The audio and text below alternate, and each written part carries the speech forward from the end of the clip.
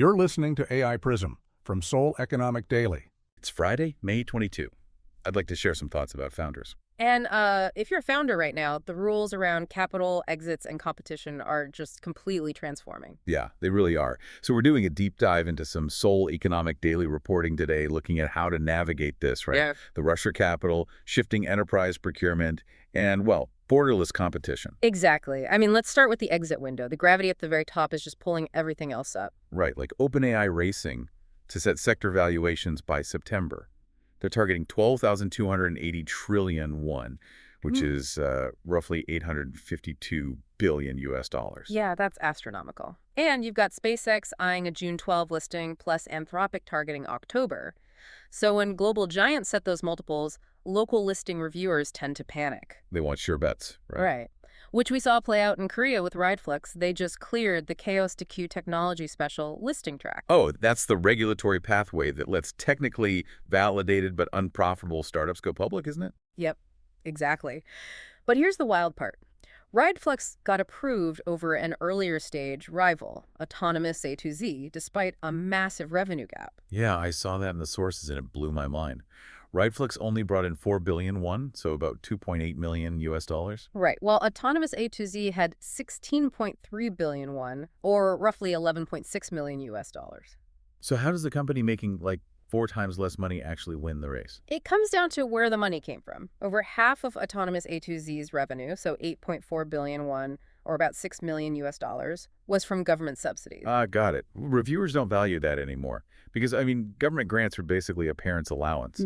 But a signed B2B contract, that's an actual paycheck. That is a great way to put it. RideFlux proved they could get real commercial transport contracts. But getting that B2B paycheck locally is getting brutal. Because of agent washing fatigue, right? Yeah. Enterprise buyers are just exhausted. Completely. Startups are basically taking standard API-connected chatbots, slapping an autonomous AI agent label on them, and demanding a premium. Yeah, the reporting highlighted one firm bragging about like a 4,274% growth in agent revenue. Right, but that was from a baseline of just 70 million won. Which is only about 50,000 US dollars. Total smoke and mirrors. Exactly. No wonder Hyundai just announced they're building their AIMI consumer simulation totally in-house using Amazon Web Services. But let me push back on that for a second. If major chaebols, those massive family-owned Korean conglomerates like Hyundai, prefer hyperscalers like AWS, is the domestic enterprise market just dead for local founders? Not dead, but the target is much, much narrower. I mean, you can't compete head-on with AWS infrastructure. So you have to target highly specific vertical niches instead. Yeah, you need to offer a specialized workflow or some regulatory compliance tool that AWS just doesn't have out of the box. Which means if you can't sell locally, you really have to build for the world. Look at Aedro. Oh yeah, their aerodynamic simulation software. Right, they slashed simulation times from 40 hours down to just 5 minutes.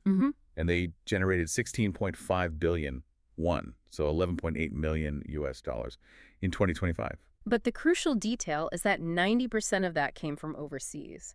They succeeded globally because they solved a universal physics bottleneck. Right. The laws of aerodynamics don't change based on geography, so they needed zero cultural localization to sell in the US or Europe. Exactly. But there's a terrifying flip side to that global push.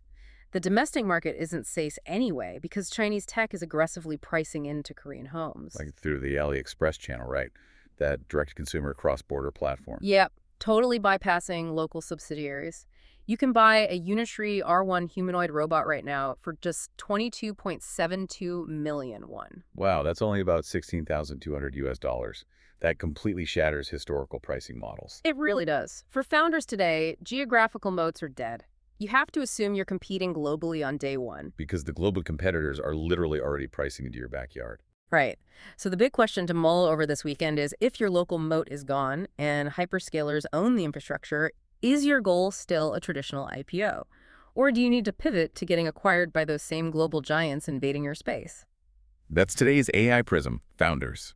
This episode was produced with AI assistance based on Seoul Economic Daily reporting and reviewed by a human editor. AI Prism is a Juan Eifer award-winning series. We'll be back tomorrow. You've been listening to AI Prism from Seoul Economic Daily.